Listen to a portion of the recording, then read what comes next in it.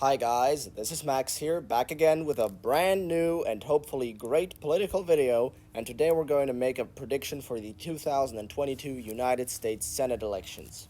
Now, I've got three colors here, one for the Democrats, one for the Republicans, and one for Murkowski, whom I do not count as a Republican because she's essentially a Democrat. Now, let's go through this all together all at once. We have here excuse me, there is not allowed to be a space there. We have the West Coast being safe for the Democrats, California, Oregon, along with Hawaii, New York, Maryland, Vermont. Those states are for sure going to be safe Democrat. Republicans have Idaho, North Dakota, South Dakota, North Dakota, Kansas, Oklahoma, at the special election, Arkansas, Louisiana, Missouri. Eric Greitens would have had a pretty tough time, but Eric Schmidt's going to win. Iowa, Indiana, Kentucky, Alabama, South Carolina, and that's it for the safe states. Now, I think that currently Lisa Murkowski is favored to win Alaska by a lean margin, but not a safe margin. So I am confident that it's going to be hard for Sarah Palin to win, but not impossible. She'll just have to get enough Republicans to back her over Murkowski, because that's what it is all about. Independents and Democrats are going to mostly back Murkowski, so Palin really needs to ramp it up with the Republican vote. Now, Washington, the polling there doesn't look too good, but Tiffany Smiley is a really good candidate. Her husband is a blinded military veteran, and had her husband run, I'm pretty sure he'd be doing even better, because America already once had a blind senator. It wouldn't be unprecedented. Anyway, I think Tiffany Smiley is going to run a really good campaign, and Patty Murray is not too popular, so she's going to perform quite well. However, the main purpose. Now, let's keep going through this. Now, I believe that Utah is probably going to be at least likely Republican. I used to think that could be competitive, but Evan McMullin is not the Evan McMullin of 2016. He's no longer a conservative. He's pro-choice now. He's essentially just a Democrat. Now, I still think that Adam Laxalt is probably favored to win in Nevada. Catherine Cortez Masto doesn't have enough name recognition, and Adam Laxalt is from a sort of political dynasty in Nevada, so that's going to help him.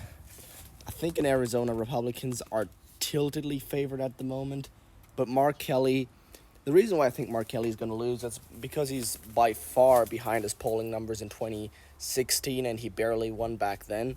So I think this time it'll be enough to push him below the threshold that he needs in order to win, and Mark Kelly's going to be a one-term senator for just 2 years. Same thing with Raphael Warnock.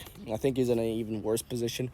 Herschel Walker is maybe not the best candidate, but he's the former player for a Atlanta major college football team, and you should never underestimate the college football vote in the South, especially not in the Deep South. So yeah, he's going to do pretty well.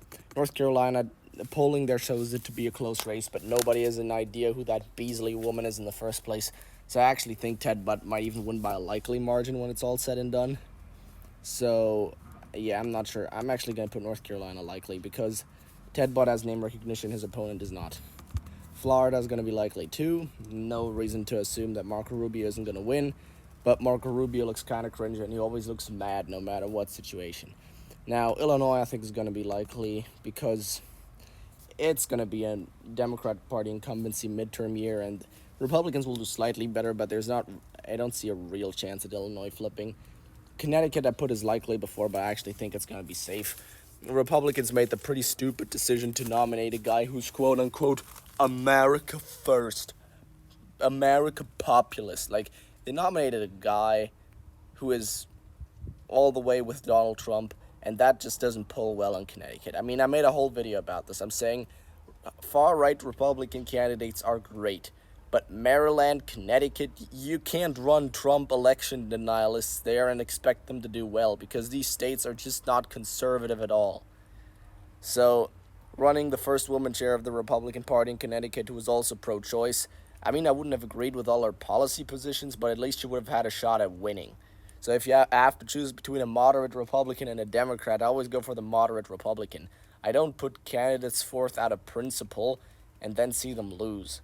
I mean, you can be a conservative senator from a liberal or moderate state like Ron Johnson, but if you are, you need to prove that you're capable of winning an election. Anyway, speaking of Ron Johnson, I think he should be pretty safe. I don't think he's going to win by a likely margin, but he will win at least by a lean margin. He's a juggernaut in the state.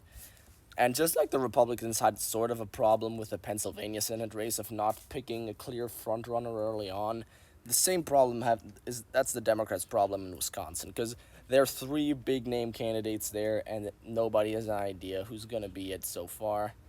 Therefore, or actually, we already had the primary, but I mean, yeah, there's no major Democrat candidate in the state of Wisconsin that has any type of name recognition or get the vote out apparatus that Ron Johnson has, so he's gonna be pretty safe at his re-election bid. Now, in regards to Ohio, if I had to say, if this race was like 10 years ago, I'm pretty sure Tim Ryan would be favored to win because he's actually running a good campaign. He's like, Tim Ryan is talking about kitchen table issues. He's talking about stuff that actually matters to voters. While J.D. Vance went ahead and spoke at CPAC in fucking Israel, as if anybody would care about that. Now, I do think that in the end, J.D. Vance is still going to win because it's Ohio of 2022 and not Ohio of 2012. The Democrat Party has just had some major problems in the state as of recent, and but Tim Ryan is polling pretty well. He's polling like 4 or 5% ahead of J.D. Vance. I think Donald Trump was polling 1% behind Joe Biden in the state, which, doing the math, should be enough to keep J.D. Vance in a winning position. But anyway, he's going to be the next senator from Ohio. It just won't be by as big of a margin as I had previously thought. Now, in Colorado, the Republicans actually did not nominate the more conservative out of the two nominees, which is going to be helpful in the more moderate state of Colorado. However, I'm not sure how well this is going to go because Colorado is a pretty democratic state by now. And I think it will be very close to lean, but I think it's still going to be a likely Democrat Party victory. It's very sad, but Colorado has turned a lot to the left. And if you just look at South Park, which even though it's supposed to be a stupid joke cartoon series, the way how they portray the wokeization of a small town in Colorado is actually pretty accurate. And now we have two states left, Pennsylvania and New Hampshire. Now, New Hampshire, I've really not looked too much into that Senate race. I don't even know who the Republican nominee is, but Maggie Hassan is not too popular, though considering the recent decision of the Supreme Court and that New Hampshire is kind of a libertarian state. They still have a pretty heavy tendency to vote against the incumbent party, though. So, yeah, I wouldn't be it's hard to say. I wouldn't be wondered to see like I wouldn't be surprised at least if a Republican won the state out of nowhere, even though he had no name recognition. And that's the reason why I'm gonna put it as tilt Republican again. I'm pretty sure that Maggie Hassan has a good chance at holding on. Much better. I mean, much more of a chance than she used to like a few months ago. But because New Hampshire is such a unique state politically speaking, and because Chris Sununu will win on the very same ballot by a huge margin his bid for re-election as governor, I am confident that he'll just carry the Republican nominee over the top, and that will make New Hampshire, yeah, go red again. Now that gives us the one and only state of Pennsylvania left. I mean, Pennsylvania kind of replaced Florida, or you could say Ohio, as the purest of all swing states, because it used to always have a slight Democratic lean, but now it's really a complete toss-up. John Fetterman is pulling ahead of Dr. Oz, but now you're finally seeing the Oz campaign getting their act back together. They're actually rallying behind Oz. Donald Trump came out and campaigned for him. His primary opponent endorsed Dr. Oz, and everything that John Fetterman has been doing so far was troll Oz on Twitter for being from New Jersey. I mean, you can't run a Senate campaign on Twitter alone. Social media is important. But the fact of the matter is, if you want to win an election, you got to focus on the issues that matter.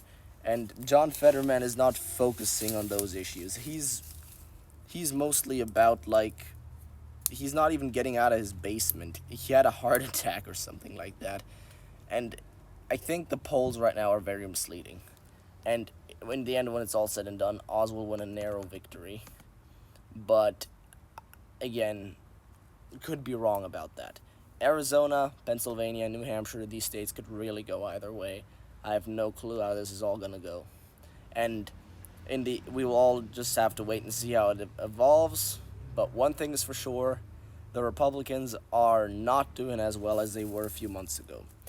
Not because Roe v. Wade was overturned, I think that had less of an impact, but because the overall focus of media reporting seems to shift away from the inflation issue towards social issues and towards the issue of Donald Trump. And both of these issues are definitely not winning issues for the Republican Party. Therefore, I wouldn't say that the Democrats are favored to win the Senate. I don't believe the conventional wisdom of the media and the polls, but they are definitely in a better position than they used to be. Anyway, guys, I hope you enjoyed it. I would like to point out one more time that I'm trying to be as unbiased as I possibly can be, but of course I'm not. Let me know in the comment section down below how you like this video, and have a good day. See you for the next upload. Bye-bye.